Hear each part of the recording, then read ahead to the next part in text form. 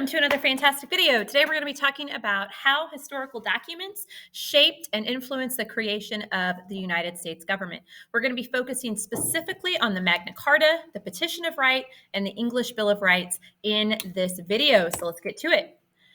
Before we get into the documents, we want to think about some of the main ideas that were kind of foundational to the creation of these documents and really foundational to the creation of the United States.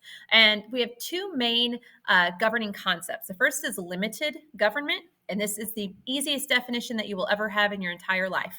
Limited government literally means government that is limited, okay?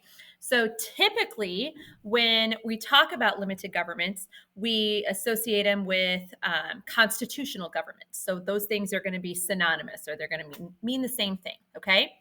Another idea that was really important to American government is this concept of representation in our government.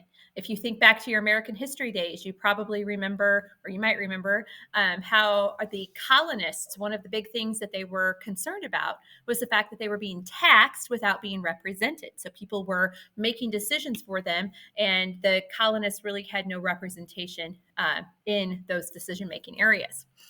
Now let's move on to the Magna Carta. The Magna Carta is sometimes called the Great Charter. It was signed in 1215 by this guy named King John. And King John was forced to sign this document. And it's really important because it was the first document to limit the power of a monarch. Okay, so again, Magna Carta is a limited government document. Okay. Next, we have the Petition of Right. This is signed in 1628, so over 400 years after the Magna Carta. And this was signed by Charles I. He was an English monarch, and we'll talk more about him in class. And Charles I didn't really like the Petition of Right either. This document is important because it prevents the king from acting without the consent of Parliament, okay? And Parliament in England is their representative body. It's their legislative branch, okay? So the Petition of Right said that the king cannot make any decisions without asking Parliament's consent first, okay? So that combines limited government and representative government. And last but not least, this is the English Bill of Rights. And the English Bill of Rights is between 1688 and 1689. We're going to attach 1688 to it. It was signed by William and Mary. They were King and Queen of England. And it was a document that limited the power of the monarchs, but it specifically listed rights that were protected.